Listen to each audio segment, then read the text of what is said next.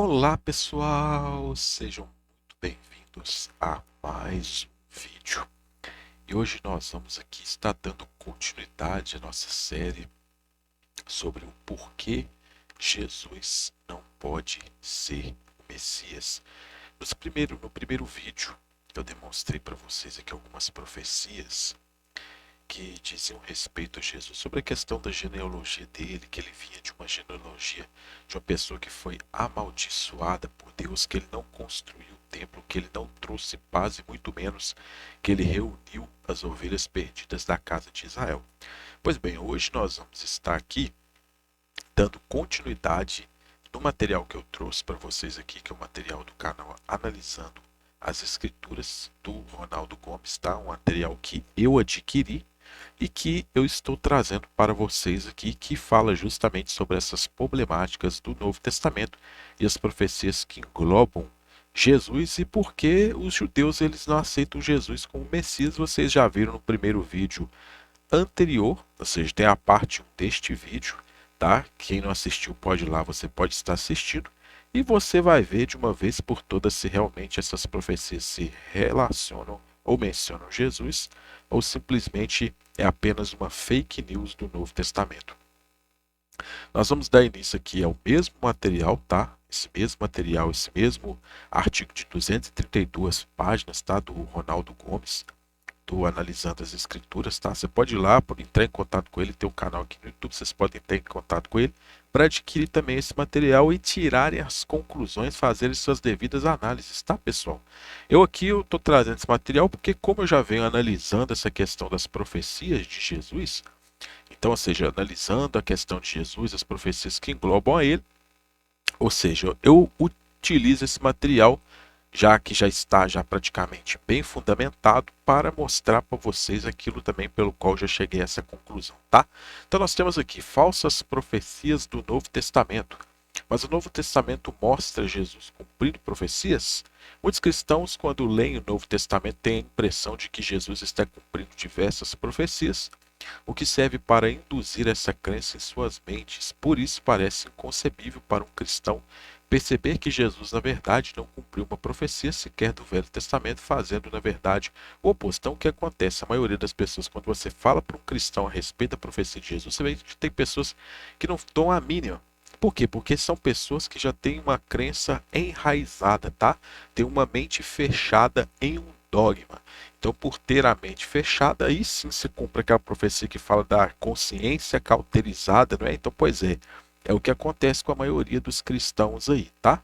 Isso ocorre porque o Novo Testamento isola versículos do Velho Testamento fora de seu contexto. Isso nós vimos aí no primeiro vídeo, aí a roda sendo feito pelo Novo Testamento, os autores do Novo Testamento, para induzir o leitor a acreditar que Jesus está cumprindo profecias messiânicas, mas na verdade a maioria nem sequer é profecia. Vamos ver algumas aqui. Olha só o que tem. Nascimento virginal. Mateus diz que Maria concebeu sem relações sexuais para cumprir uma profecia,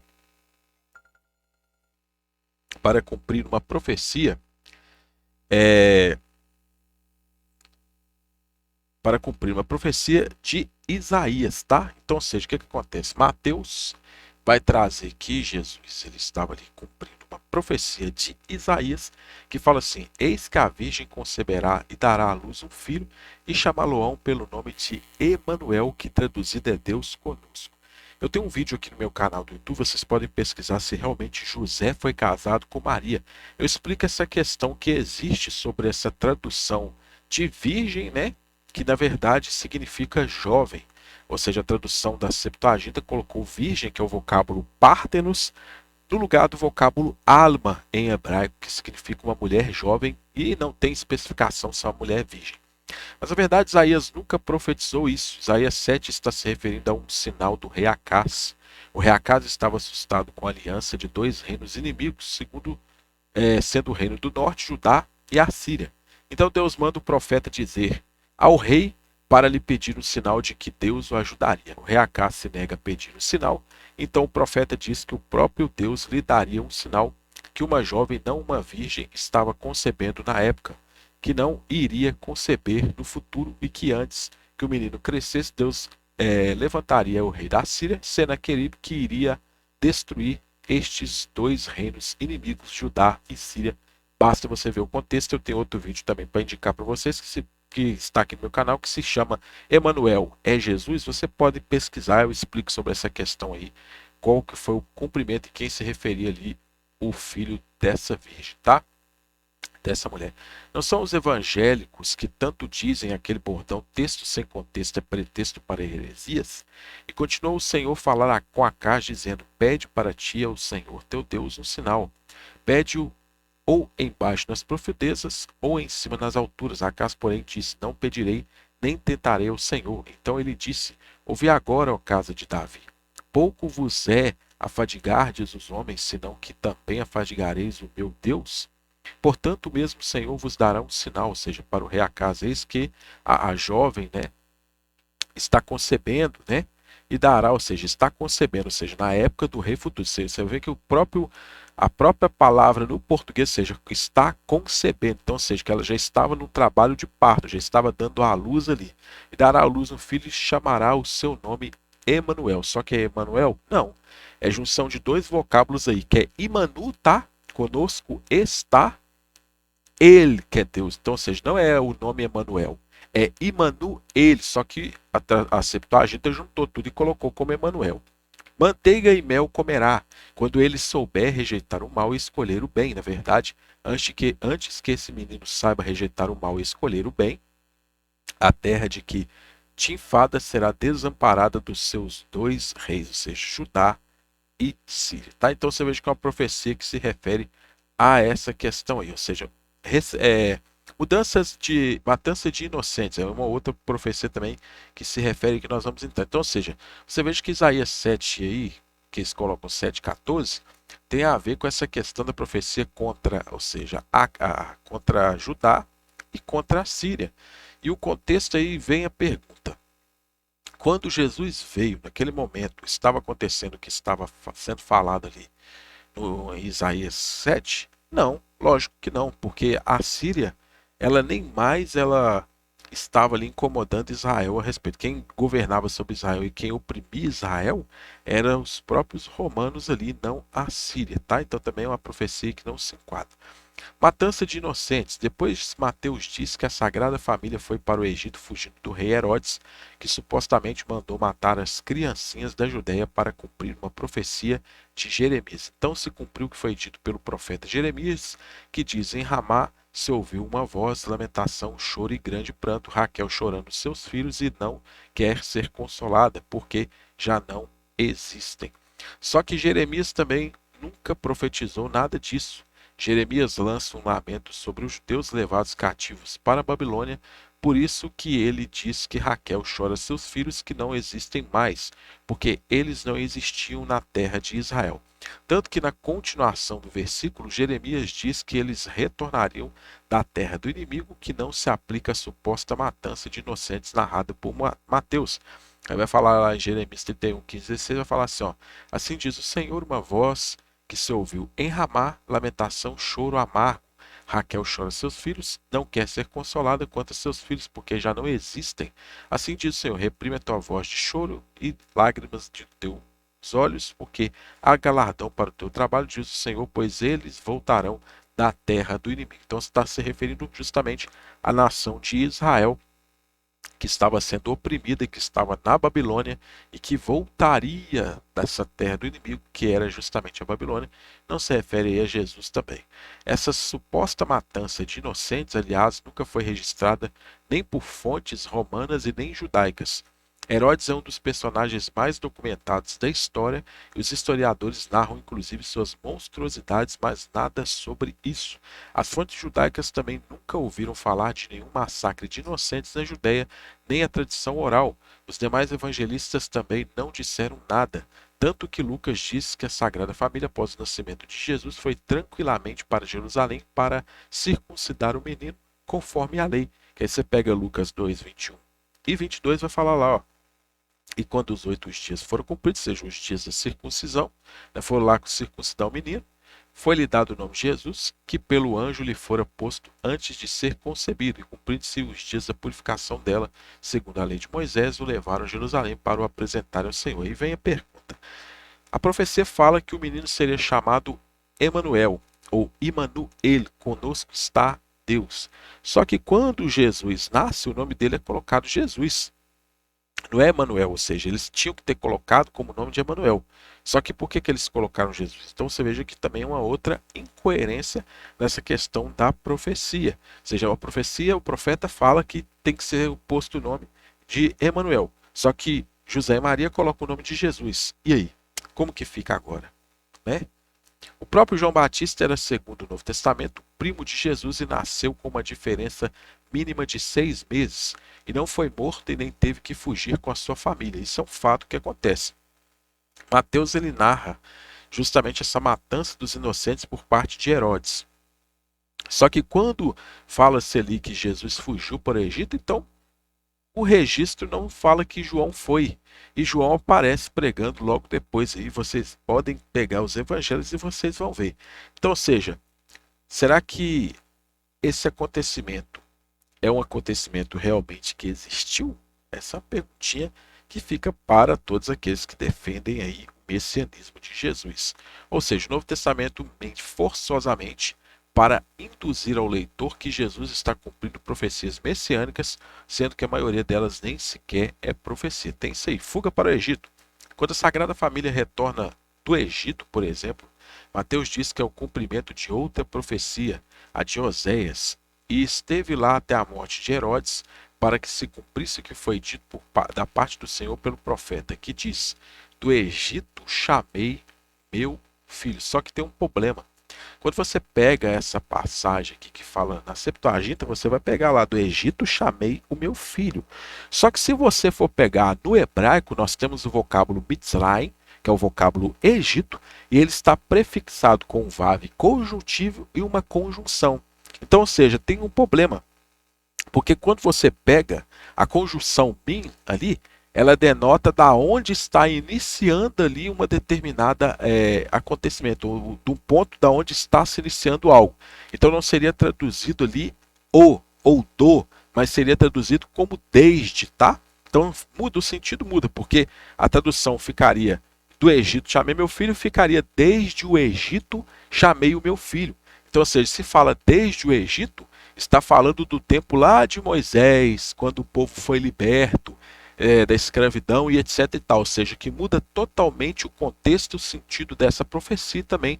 Ou seja, piora ainda mais a situação para se aplicar a Jesus, tá? Então, ou seja, eu tenho esse material aí já pronto para poder colocar aí futuramente aí no canal a respeito dessa questão da profecia, dessas profecias. Será que Oséias profetizou mesmo isso? Vamos ver. Quando Israel era menino, eu amei do Egito, chamei o meu filho. Em Oséias 11:1. Outra mentira, Oséias está se referindo ao êxodo do povo hebreu, quando Deus os retirou da servidão do Egito. Nós podemos ver isso justamente por essa questão que eu expliquei dentro do hebraico, que o grego, ou seja, infelizmente traduziu de forma equivocada, tá? Nos Salmos, o Novo Testamento isola versículos dos Salmos de Davi também e aplica Jesus para induzir o leitor a pensar que ele está cumprindo profecias. Mas Davi não foi profeta, ou seja, esse é um problema que as pessoas esquecem. Davi não foi profeta, tá? Davi era rei. E lembrando, profeta era uma coisa, rei era outra coisa completamente diferente dentro de Israel, tá? As duas coisas não se misturavam. E na maioria dos seus salmos ele está falando de si mesmo. Segundo João, por exemplo, não quebraram os ossos de Jesus na cruz para cumprir uma profecia de Davi, porque isso aconteceu para que se cumprisse a escritura que diz: nenhum dos seus ossos será quebrado. Mas o que Davi está dizendo é que a um homem justo nenhum mal lhe ocorre, porque o Deus o protege e não permite nenhum flagelo, o que não aconteceu com Jesus, que segundo o Novo Testamento foi flagelado. Aí você pega Salmos 34, 19 e 20, o que vai falar: muitas são as aflições do justo, mas o Senhor o livra de todas. Ele lhe guarda todos os seus ossos, nem sequer um deles se quebra. Tá vendo como que muda o sentido dessa questão aí que muitos atribuem à profecia a Jesus? Ou seja, já muda o sentido completamente diferente. Você já coloca aí num contexto onde que Davi está testando um livramento por parte de Deus. E esse livramento ele não aconteceu na vida de Jesus, porque você veja que Jesus, segundo os evangelistas, ele foi crucificado. E aí, como que fica?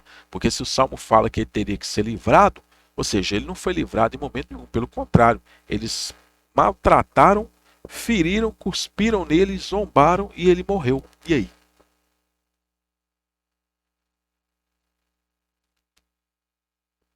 João 19, 24. Aí, ou seja, em outro momento, João aplica outro salmo de Davi a Jesus como se fosse uma profecia. Assim, disseram, pois, uns aos outros: não a rasguemos, mas lancemos sorte sobre ela, para ver de quem será. Mas para que se cumprisse a escritura que diz: repartiram entre si as minhas vestes, e sobre a minha vestidura lançaram sortes. Os soldados, pois, fizeram estas coisas. Mas Davi está falando de si mesmo. Olha o que Davi vai falar no Salmo 22, 18 ao 20, tá?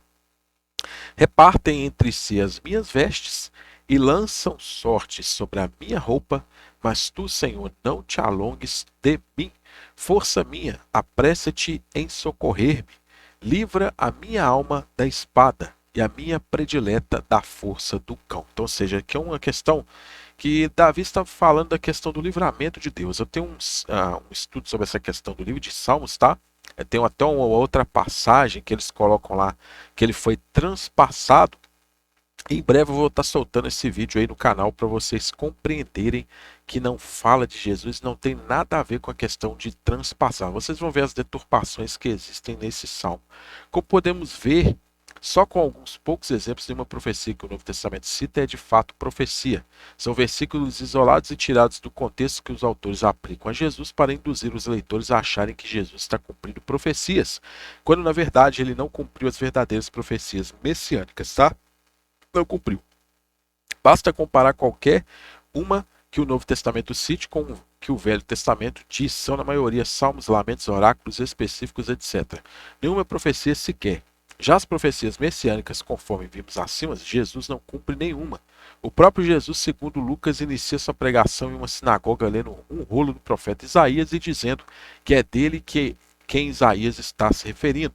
E foi-lhe dado o livro do profeta Isaías. Quando abriu o livro, achou o lugar em que estava escrito: o Espírito do Senhor é sobre mim, pois que me ungiu para evangelizar os pobres, enviou-me a curar os quebrantados de coração, a pregar liberdade aos cativos e restauração da vista aos cegos, e pôr em liberdade os oprimidos, a anunciar o ano aceitável do Senhor. Encerrando o livro e tornando-se a dar ao ministro, assentou-se e os olhos de todos na sinagoga estavam fitos nele. Então começou a dizer-lhes: hoje se cumpriu esta escritura em vossos ouvidos. Está lá em Lucas 4, 17 ao 21. Então o próprio Jesus afirmava que estava se cumprindo ali nele, tá? O problema é que Isaías está falando de si mesmo, sobre mim, e não sobre o Messias quando viesse. Tanto que Isaías é frequentemente utilizado nesses isolamentos para respaldar o Novo Testamento. Aí fala lá: naqueles dias apareceu João Batista pregando no deserto da Judéia, dizendo: arrependei-vos, porque é chegado o reino dos céus, porque este é anunciado pelo profeta Isaías, que diz: voz do que clama no deserto, preparei o caminho do Senhor, endireitai as veredas. O problema é que Isaías também está falando de si mesmo e não profetizando acerca de João. Voz do que clama no deserto, preparei o caminho do Senhor, endireitai o ermo, vereda a nosso Deus. Então, ou seja, quando ele fala a nosso Deus, está incluindo ele mesmo, tá? O profeta está incluindo ele mesmo, juntamente com o povo de Israel, tá? Isaías 40, verso 3. Aí tem outras profecias também, que o Novo Testamento vai citar. Olha só para você ver. Você pega ali Isaías 7, que fala assim: foi um sinal, que fala assim: tudo isso aconteceu para que se cumprisse o que foi dito da parte do Senhor pelo profeta que diz: a virgem conceberá. Nós falamos sobre essa questão. Vamos pegar uma outra aqui. E se cumprisse o que foi dito profeta do Egito, nós falamos também. A voz de lamento de Raquel nós também ouvimos aqui. Nós vimos também o anúncio do profeta Isaías. Vamos ver: voz que clama no deserto. Vamos ver aqui: ouvireis, compreendereis, mas não percebereis, né? Que fala assim: e nele se cumpre a profecia que diz, né? De Isaías, que diz: ouvindo ouvireis, mas não compreendereis, e vendo vereis, mas não percebereis. Em Isaías 6, 9 ou 10, o profeta está se referindo a si mesmo em sua visão que teve, tanto que diz: então disse eu, ai de mim, pois estou perdido, porque sou um homem de lábios impuros. Você pega essa profecia aqui que está falando ali, Mateus 13, 14, tá? Aí você tem também aqui, ó: abrirei em parábolas a minha boca, publicarei coisas ocultas desde a fundação do mundo, Ou seja, quando você pega este salmo que está falando ali, é, o próprio texto fala, abrirei minha boca em parábola, ou seja, seria no singular e não no plural. Né? E outra coisa também, estaria se referindo a Davi, né? Davi se referindo ao próprio Deus em sua própria época. Então, ou seja, se você for pegar todo o contexto das profecias, das supostas profecias, dos supostos textos que são alegados como messiânicos para Jesus, você veja que estão todos fora de contexto, tá? Tomaram 30 moedas de prata, preço do que foi avaliado, que certos filhos de Israel avaliaram. Essa profecia, na verdade, se encontra em Zacarias 11, 12 ao 13, onde o próprio Deus manda o profeta lançar as moedas ao oleiro, né? Ou seja, não seria o sacerdote, seria ao oleiro, ou seja, ao oleiro, quem que seria o oleiro, né? Então vocês podem pesquisar também essa questão de Isaías lá. Vamos ver uma outra aqui. Vamos ver. Um de seus ossos será quebrado. O Salmo 38, 19, Davi está se dizendo que Deus livra o justo de todo mal. Isso aí também nós já vimos, né? Verão aquele que transpassaram, né? João 19, 37, que é uma profecia de Zacarias 12 que João cita como cumprida. Porém, ela é recitada em Apocalipse capítulo 1 como se ainda fosse se cumprir. Então tem isso aí também, tá, pessoal? E a outra que é clássica, que fala, não deixarás a minha alma no inferno. Aí você pega o Salmo 16, 10. Quem que é o personagem que é livrado da morte ali? Não é Jesus, é o salmista, tá? O salmista que seria o personagem que é livrado, e todo o contexto ali que fala a respeito de não deixar a minha alma no inferno, você pega o contexto e vai falar do livramento de Deus. Então você veja que as profecias elas são aplicadas fora do seu devido contexto para Jesus, e aí as pessoas acham isso incrível, porque acham que é um cumprimento ali de profecias na pessoa de Jesus, mas na verdade a maioria dos textos não são profecias, são salmos, hinos e cânticos. E aí, como atribuir um salmo ou um hino a uma pessoa que, ou seja, eles alegam como Messias? Fica complicado, né, gente? Fica meio complicado. Isso aí eu não estou falando aí, não é para afrontar a fé de ninguém, não, tá? Eu respeito quem crê, quem quer continuar acreditando. Só que tá aí as evidências para vocês verem e tirar as próprias conclusões. As demais profecias atribuídas a Jesus pelos cristãos seguem a mesma má-fé do Novo Testamento. Isolam versículos e aplicam a Jesus para induzir a todos a acreditarem que Jesus está cumprindo milhares de profecias, tá? Aí tem outras aqui que fala aqui, ó, por exemplo, a inimizade entre a serpente e Eva, e Eva e a serpente, que Lucas cita lá 22:53, de Gênesis 3:15, que não tem nada a ver também com a questão de Jesus, não tem nada a ver com ele, tá? Não tem nada a ver. A semente de Eva esmaga a serpente, também tem essas profecias aplicadas. Todas as nações são abençoadas por meio de Abraão, tá? Ou seja, eles colocam também como Jesus. Aí você pega a semente de Abraão, herda essa promessa. O sacerdócio segundo a ordem de Melquisedeque, que muitos atribuem essa figura de Melquisedeque a Jesus. Na verdade, se você for ver, o livro de Hebreus é um midrash, né? Um midrash ali no caso. Que midrash, para quem não sabe, ou seja, é uma interpretação, tá? De um determinado autor em um determinado texto. Então, ou seja, uma interpretação de um determinado autor. Tá? Seria um midrash, o livro de Hebreus ali. O governante procede de Judá, o cordeiro da Páscoa, o pão do céu, sangue da aliança, sacrifício expiatório do sangue. Vocês podem pegar todos esses textos e podem analisar com seus devidos contextos aqui no Antigo Testamento, tá? Para vocês tirarem suas próprias conclusões e verem que realmente são profecias fora de contexto aí, tá? São todas mentiras, versículos retirados de seu contexto original e aplicados a Jesus. A semente da mulher de Gênesis é Israel. Jesus nunca foi sacerdote para se comparar a Melquisedeque. Tem esse problema ainda, né? Porque lá fala-se do sacerdócio, né, e etc e tal, e muitos atribuem até mesmo esse sacerdócio falando que Jesus estava recebendo o dízimo ali. Só que tem um problema. Se você for parar para poder analisar, Jesus ele nunca foi sacerdote. E somente aquele que fosse da tribo de Levi era autorizado a receber dízimos, tá? Eu tenho um vídeo sobre isso aí no meu canal do YouTube, vocês podem pesquisar que eu explico sobre essa questão aí, sobre tudo isso aí, se realmente Jesus ele é sacerdote ou não, e como esse capítulo 7 não se aplica a questão nenhuma. Ou seja, pelo contrário, o capítulo 7 joga abaixo qualquer tentativa que as pessoas tentam fazer em relação a essa questão do dízimo. É para outro assunto também que vocês podem estar pesquisando aí no meu canal, ou seja, a mentira, o mito do dízimo. Vocês podem pesquisar aí, são 2 vídeos, parte 1, parte 2. Falo tudo sobre dízimo, desde lá Abraão até Malaquias, tá? E o Novo Testamento também. Nesse testamento chega ao absurdo de aplicar uma profecia em 2 contextos diferentes, o que é completamente impossível. Outra profecia que chega a fugir à lógica e profecias inexistentes do Velho Testamento. E nós vamos entrar numa questão interessante que agora. Olha só. Zacarias profetizou que as tribos de Israel veriam o transpassado. Aí você pega e fala assim, ó, mas sobre a casa de Davi e sobre os habitantes de Jerusalém derramarei o meu espírito de graça e de súplicas, e olharão para mim, a quem transpassaram. Só que essa palavra transpassaram, eu fui analisar essa palavra no Salmo, né? O vocábulo que é utilizado, perdão, o vocábulo que é utilizado, normalmente tem um significado de uma pessoa que cava uma cova, né? Que ela faz um buraco ali.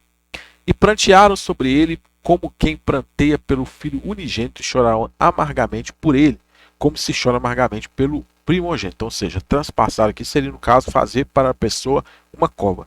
João diz que essa profecia se cumpriu na crucificação. Verão aquele que transpassar, ou seja, porque é um reflexo da Septuaginta, uma tradução baseada na Septuaginta, tá? Mas o autor do Apocalipse discorda e diz que isso se cumpriria quando Jesus viesse nas nuvens e não na crucificação. Você pega Apocalipse 1,7 vai falar: eis que vem com as nuvens e todo olho o verá, até os mesmos que os transpassaram, e todas as tribos da terra se lamentarão sobre ele. Sim, amém. Qual dos dois que está certo? Ou seja, João que está falando ali que ele vai, aqueles que o transpassaram, ou seja, aqueles que o crucificaram ali, que estavam colocando ele na cruz, o veriam? Ou será que só depois ali que o Apocalipse se cumprisse que as pessoas realmente veriam ele transpassado? Será? Qual dos dois que está certo e agora? Tá vendo a contradição? Fica meio complicado, ou seja, a profecia se cumpriu no tempo de Jesus, a profecia vai se cumprir ainda depois do Apocalipse. Então, como acreditar que Jesus está cumprindo profecias se nem o próprio Novo Testamento entra em consenso sobre elas? Chegando a citar as mesmas profecias em contextos diferentes, como Jesus iria cumprir no Apocalipse uma profecia que ele já tinha cumprido na cruz? Como? Um significado duplo, um cumprimento duplo? Ou seja, da mesma profecia, sendo cumprida 2 vezes ali? Fica meio complicado. Absurdo. Zacarias profetiza que o Messias viria sobre um jumento e uma jumenta, significando que o Messias demoraria para chegar. Alegra-te muito, ó filha de Sião, exulta, ó filha de Jerusalém, eis que o teu rei virá a ti, justo e salvador, pobre e montado sobre um jumento, e sobre um jumentinho, filho da jumenta. Zacarias 9:9. Mas para forçar o cumprimento dessa profecia e induzir o leitor, Mateus afirma que Jesus montou sobre os 2 animais, o que é humanamente impossível até para o Filho de Deus. Trouxeram a jumento e o jumentinho, e sobre eles puseram as suas vestes e fizeram-no assentar em cima. Mateus 21:7. Então lá vai falar também que Jesus, ou seja, montou sobre os 2 animais ali e caminhou sobre eles, né? Uma coisa muito interessante. Como Jesus entrou em Jerusalém, segundo Mateus, será que foi assim? Ou seja, é uma perguntinha que fica aí também para os senhores, tá? Inexistentes. Aí tem algumas profecias aí que o Novo Testamento cita, só que não são encontradas em nenhum dos profetas, tá? Existem certos textos que são citados, porém não são encontrados nos profetas. E o Novo Testamento cita profecias inexistentes que não se encontram em parte alguma. Chegou e habitou numa cidade chamada Nazaré, para que se cumprisse o que fora dito pelos profetas, e ele será chamado Nazareno. Vai sair um vídeo aqui no meu canal futuramente, que eu explico sobre essa questão de Nazaré, se realmente foi uma cidade existente, o que significava o vocábulo, qual que é o contexto que está envolvido, se realmente essa palavra ela tem associação com a palavra renovo, e eu mostro ali dentro da questão, né, até mesmo dos mapas ali, da onde que se localizava, tá? Que supostamente se localizava. E qual a opinião dos estudiosos a respeito dessa questão de Nazaré? Vocês vão ter esse conteúdo aí futuramente no meu canal, tá? Mas eu já vou adiantando para vocês que, ou seja, tem um debate por detrás que essa cidade possivelmente ela não existiu, tá? Existe realmente essa possibilidade. Essa profecia não existe, é bem provável que o autor tenha confundido a seita dos primeiros séculos nazarenos com uma localidade, até porque os nazarenos nunca existiu de fato, nem nas listas romanas e nem nas judaicas da cidade. Então não tem isso aí não. Aí tem outras também aqui. Ou pensas tu que poderia agora orar ao meu pai e que ele não me daria mais de 12 legiões de anjos, como pois se cumpririam as escrituras que dizem que assim convém que aconteça? Será? Né? Então, ou seja, são citações erradas.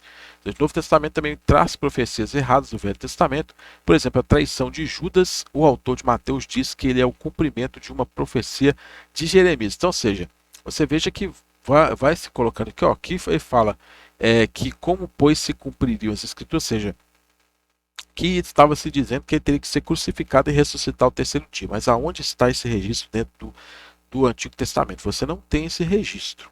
Esse registro não existe ali, tá? Aí nós temos aqui, então se realizou o que vaticinaram o profeta Jeremias, tomaram as 30 moedas de prata, preço do que foi avaliado, que certos filhos de Israel avaliaram. O problema é que não existe essa menção em Jeremias. Existe uma menção parecida em Zacarias, ou seja, de Jeremias para Zacarias muda completamente, né? São duas pessoas, dois profetas totalmente diferentes, mas que não se refere a uma traição e nem a Judas, porque eu lhes disse, se parece bem aos vossos olhos, dai-me o meu salário, e se não, deixai-o.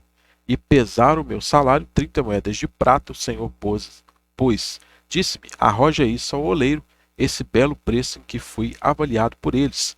E tomei as 30 moedas de prata e as arrojei ao oleiro na casa do Senhor. Então, ou seja, você veja que é bem diferente, né, o texto do Antigo Testamento, justamente porque é dessa questão hebraica, ou seja, o significado, o entendimento é totalmente diferente do que é aplicado no Novo Testamento. Fora do Novo Testamento, não concorda com quem comprou o campo onde Judas morreu. Ou seja, aí tem o que fala que Judas adquiriu, ou seja, Atos 17 e 19, vai falar que foi Judas que adquiriu o campo, e Mateus 27, 6 a 8 vai falar que quem comprou o campo foi os príncipes dos sacerdotes, ou seja, foi o corpo sacerdotal que foi lá e comprou o campo. Aí vem a pergunta: foi Judas ou foi os sacerdotes que compraram o campo ali, que estava se referindo ali como campo de sangue? Qual dos dois que compraram, que adquiriram esse campo? Judas ou os príncipes dos sacerdotes? Fica aí essa outra pergunta para vocês raciocinarem aí, pessoal. Para vocês verem que tem realmente contradições. As pessoas falam que não existe contradição na Bíblia, que a Bíblia é inerrante, que a Bíblia ela tem a harmonia entre si, né? Que eles não se contradizem, mas pois é, tem contradição sim. O servo sofredor. Agora nós vamos entrar na questão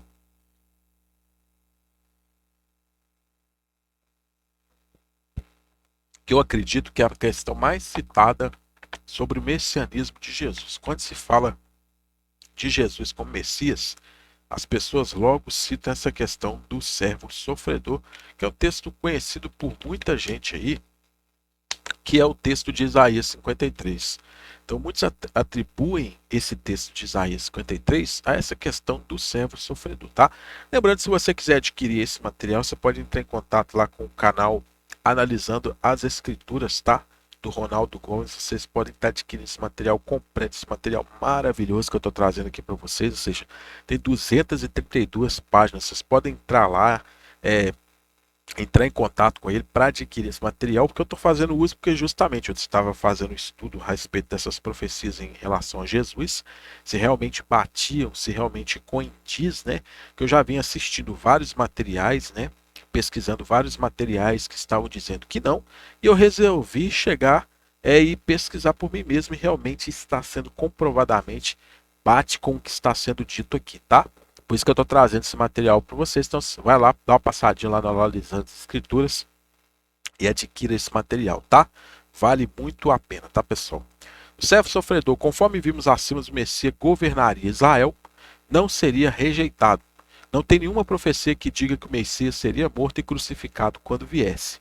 O que existe é mais uma usurpação cristã, dessa vez do servo sofredor de Isaías, que se refere a Israel, e o cristão aplica a Jesus, ignorando o contexto e o fato que Isaías se referia claramente a Israel como servo nos cantos paralelos. Então, quando você pega o servo sofredor, ele vai falar justamente de Israel o servo. Porque olha só os textos que trazem dentro do próprio contexto do livro, tá? E para aqueles que falam, mas o capítulo 53, o autor ele dá uma pausa ali.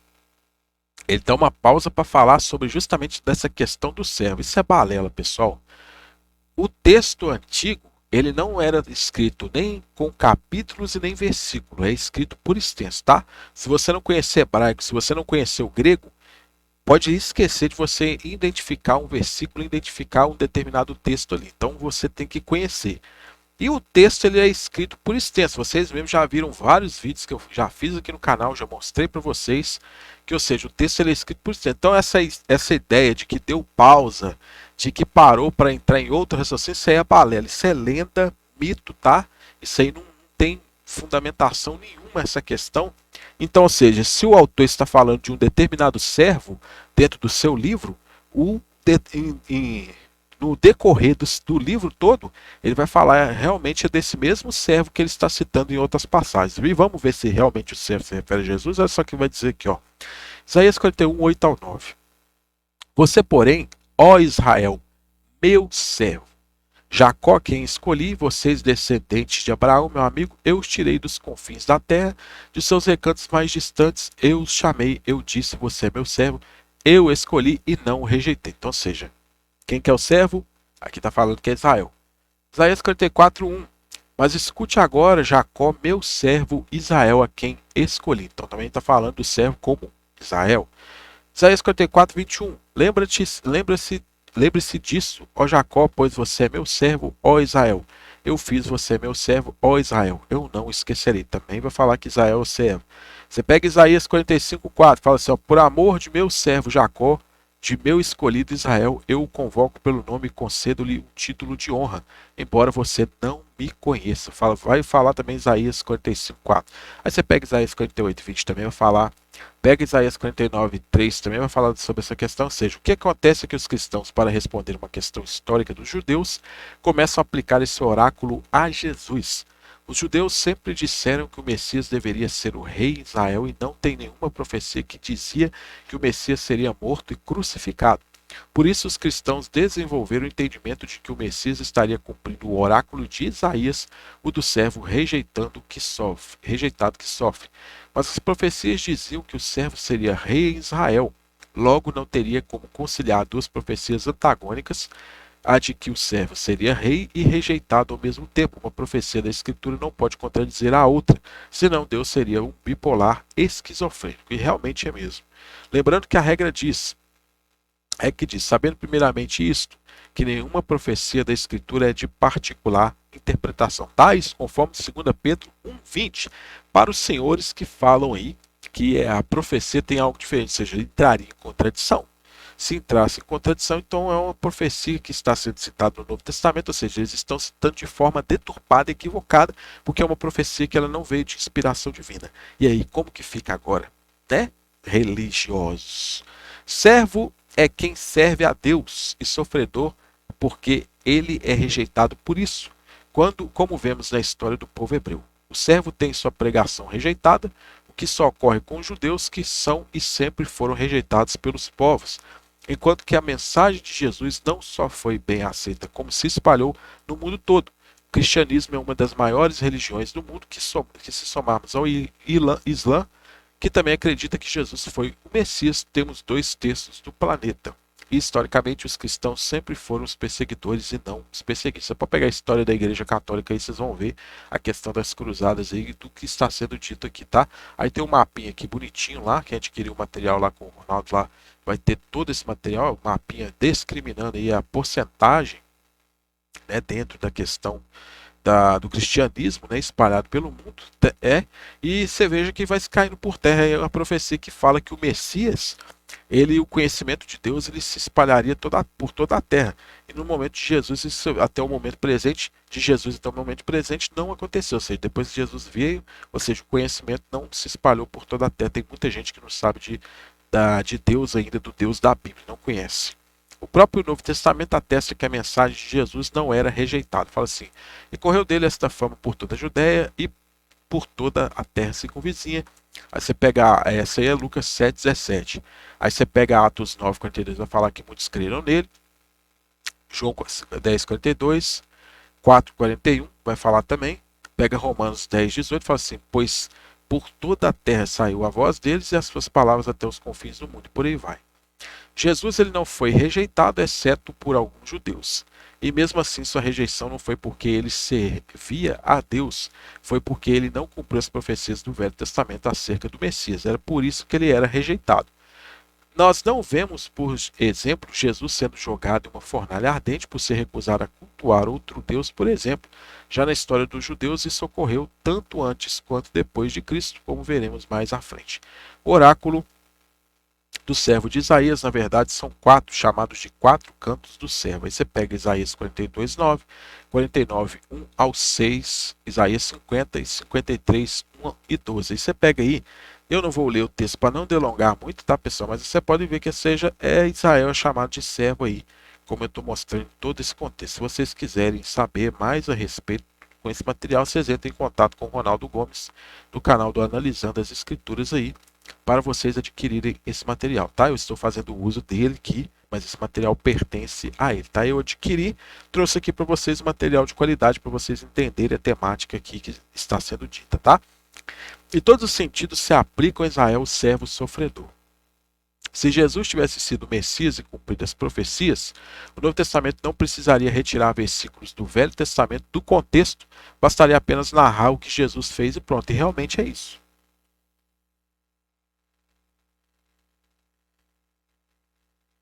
Ou seja, Jesus teria feito várias coisas e os narradores apenas narrariam ali. Mas você veja que eles têm a necessidade de citar, tirar do contexto ali para poder demonstrar, tentar demonstrar. Mas os absurdos do Novo Testamento não se resumem a isso. O Novo Testamento narra passagens absurdas e difíceis de se conciliar e de se comprovar historicamente, o que demonstra que o Novo Testamento não é histórico como se acredita. A matança dos inocentes, conforme já vimos acima, a suposta matança dos inocentes se baseia em uma falsa profecia, mas não é só isso, ela contradiz a narrativa de outro evangelista, Lucas, o que torna impossível de se conciliar ou de se tomar dessas narrativas como históricas e reais. Logo após o nascimento de Jesus, os evangelistas colocam a Sagrada Família em lugares diferentes ao mesmo tempo, o que seria impossível até para uma família sagrada. Segundo Mateus, a Sagrada Família fugiu para o Egito e ainda permaneceu lá até a morte de Herodes. Mas segundo Lucas, eles foram para Jerusalém para circuncidar o menino, Jesus, no oitavo dia, conforme a lei dos judeus. Muitos tentaram harmonizar essas passagens, dizendo que eles mal chegaram no Egito e já voltaram correndo para Jerusalém, desconhecendo as distâncias e as formas de viagens da época e o fato de Maria ainda estar de resguardo. Então as pessoas esquecem que para alguém fazer uma viagem, naquela época não existiam carros, não existia transporte, tá? O transporte deles era, por exemplo, camelos, era carruagens, seja, cavalos ali, né? E delongava muito tempo. Como é uma região desértica, o transporte era feito por intermédio, por exemplo, de camelos, tá? Então, se você for ver, era uma viagem que delongava muito tempo. Se fosse a pé, demorava ainda mais para se chegar em um determinado lugar, mesmo utilizando as rotas chamadas de como rotas comerciais.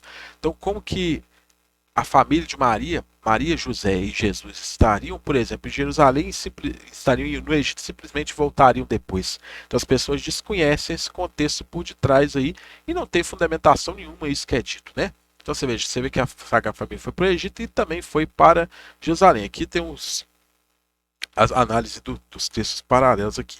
A profecia foi citada por Mateus, perdão. Como já vimos, não se refere a nenhuma matança de inocentes. Quando Israel era menino, eu amei e do Egito chamei o meu filho. Oséias 11. Ou seja, não se trata dessa questão. Jesus nasceu em Belém. Vários estudiosos bíblicos dizem que Jesus não nasceu em Belém. A princípio isso pareceu-nos bem estranho, pois os teólogos sempre afirmaram que sim. Embora os evangelhos de Mateus e Lucas afirmarem que Jesus tenha nascido em Belém, é muito provável que isso tenha ocorrido em Nazaré.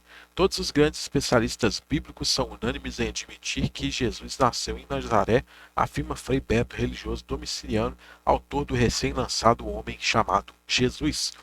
Ao que tudo indica, Lucas e Mateus teriam escolhido Belém como cidade natal de Jesus para que suas versões da vida de Cristo se alinhassem a uma profecia do Antigo Testamento, segundo a qual o Messias nasceria na cidade do rei judeu, ou seja, a cidade de Davi, que é Belém. mais uma profecia tirada de seu contexto e aplicada a Jesus, como vimos acima, tá? E tu, Belém, Efrata, posto que pequena entre as milhares de Judá, de ti me sairá o que governará em Israel, e cujas saídas são desde os tempos antigos, desde os dias da eternidade. Miqueias 5:2. Mas o contexto dessa profecia também é sobre a Assíria, assim como em Isaías. Por exemplo, você pega Miqueias 5, você vai falar assim: e este será a nossa paz, quando a Assíria vier à nossa terra, e quando pisar em nossos palácios, levantaremos contra ela 7 pastores e 8 príncipes dentre os homens. Historicamente, nunca foi comprovada a existência da cidade de Nazaré, que parece fictícia, então é provável que Jesus tenha nascido em uma outra localidade próxima a Belém, tá? Então, ou seja, realmente tem esse debate dos estudiosos. Vocês podem pesquisar sobre isso aí. Vai sair um vídeo aqui no canal sobre essa questão da farsa do Nazareno, tá? Vocês podem ficar aí, vocês vão ver, né? Quem se inscrever no canal vai ter acesso a esse material. Vocês vão ver aí futuramente esse material sendo colocado aqui, saindo aqui no canal, estreando no canal. E vocês vão ver que não se trata, ou seja, essa questão de Nazaré aí, não se trata de uma questão messiânica, até porque a cidade nem existiu. Ainda tem um debate ainda da cidade ela ter passado a existir depois de Jesus. Aí, ou seja, essa profecia pode descartar literalmente, né? Ou seja, por completo termina de enterrar ela. Jesus na Samaria.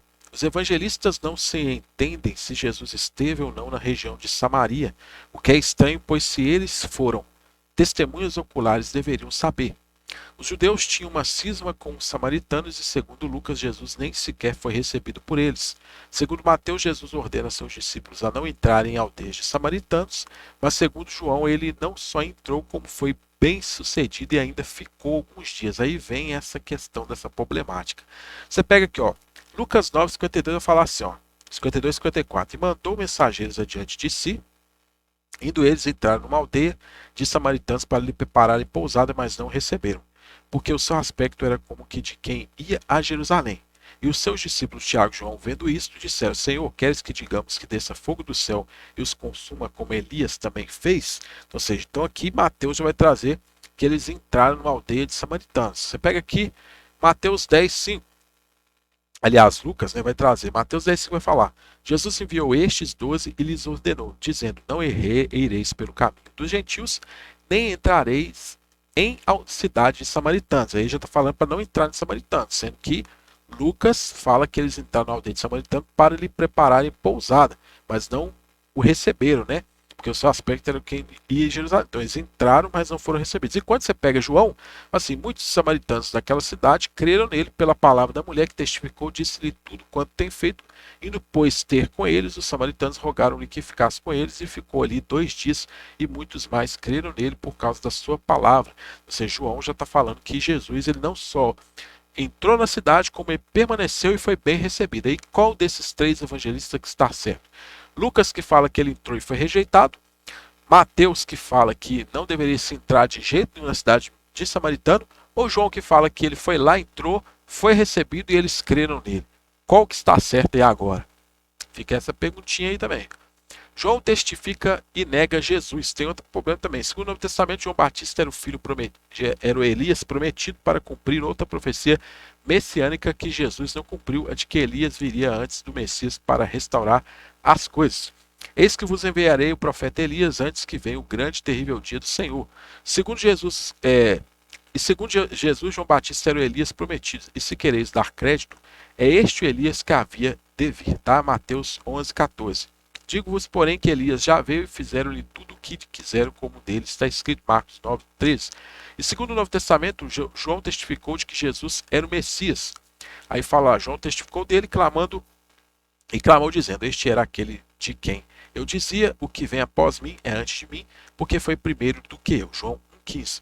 Porque João, sendo profeta Elias, ouviu isso de Deus e viu o Espírito Santo descer como pomba sobre Jesus, e ouviu uma voz do céu dizendo claramente isso. Mas depois João manda perguntar se ele é o Messias. Ou seja, João testificou que ele era o Messias. Ou seja, você pega aqui, ó, eu não o conhecia, mas o que me mandou a batizar com água, esse me disse: sobre aquele que vires descer o Espírito e sobre ele repousar, esse é o que batiza com o Espírito Santo. Aí você pega o contexto, você vai ver que lá fala que João testificou que viu o Espírito descer e tal, e chama ele de Cordeiro de Deus, etc. Só que quando você pega Mateus 11:2-3, que vai falar: E João, ouvido do cárcere falar dos feitos de Cristo, enviou 2 dos seus discípulos e disse-lhes, a dizer-lhes, és tu aquele que havia de vir ou esperamos outro? Ou seja, uma hora ele afirma que Jesus era o Messias, outra hora ele tem dúvidas sobre isso. E aí, como que fica agora? Ele era ou não era o Messias? João, ele testificou ou não testificou dele? Tem uma grande contradição nisso aí, né? João testificou dizendo, eu vi o Espírito descer do céu como pomba e repousar sobre ele. Ou seja, João testifica. Ou seja, aí você pega um outro texto que fala que João também ele negou ser o profeta Elias. Olha o que vai falar assim. Perguntaram-lhe, então, que?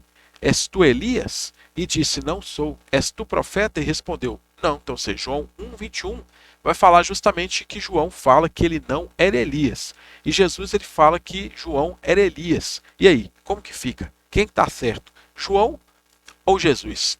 Fica aí também essa perguntinha para vocês. E João não fez nada semelhante a Elias e, segundo a história secular, os seguidores de João Batista diziam que ele era o Messias e não Jesus. Ué, ele não preparou o caminho do Senhor? Como se ele e os seus seguidores nem sequer sabiam que Jesus era o Messias? Isso é atestado até pelo livro de Atos. Ele fala assim, ó, Atos 19, 1 ao 13. E sucedeu que enquanto Apolo estava em Corinto, Paulo, tendo passado por todas as regiões superiores, chegou a Éfeso, e achando ali alguns discípulos, disse-lhes, recebestes vós já o Espírito Santo quando crestes? E eles disseram-lhe, nós nem ainda ouvimos que haja Espírito Santo. Perguntou-lhes então, em que sois batizados então? E eles disseram, no batismo de João. Aí você pega aqui, chegou em Éfeso um certo judeu chamado Apolo, natural de Alexandria, homem eloquente, poderoso das Escrituras, e este era instruído no caminho do Senhor, fervoroso no Espírito, falava e ensinava diligentemente as coisas do Senhor, conhecendo somente o batismo de João. Então você veja, o que era conhecido nesse momento era o batismo só de João. Cadê o batismo de Jesus aí?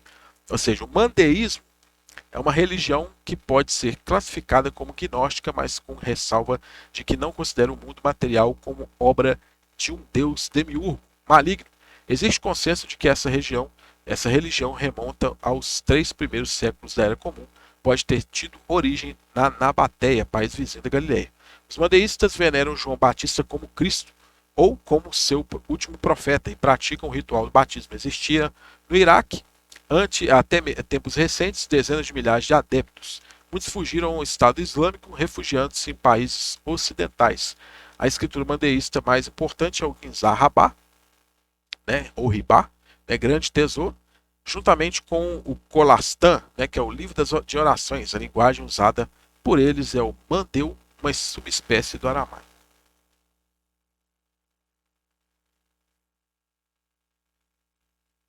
Então, se você for parar para analisar, você vai ver que aí essa questão de João, justamente sobre essa questão do batismo, ou seja, o batismo que era conhecido era o batismo apenas de João. Cadê o batismo de Jesus aí, no meio dessa questão toda? Né, já que ele era o Messias, as pessoas tinham que ser batizadas no nome dele, e aí, como que fica agora? Fica meio complicado, né? Aí, ou seja, nós temos mais textos aí, pessoal, mas eu vou ir encerrando por hoje. Vou encerrando, nós vamos ter mais uma parte a respeito dessa questão das profecias aí. Coloca aí o que você está achando a respeito dessa série aí aqui no canal. Ou seja, se Jesus realmente ele é o Messias, o que você está achando? Comenta aí no vídeo. Deixa aí no vídeo a sua opinião, é muito importante para a gente saber a sua opinião. Compartilhe essa mensagem para outras pessoas também terem acesso a esse material e se inscreva aí para você ficar por dentro dessa e de outras novidades que estão sendo colocadas aí diariamente no canal. No mais, eu desejo um grande abraço, sucesso e até a nossa próxima oportunidade aqui, pessoal.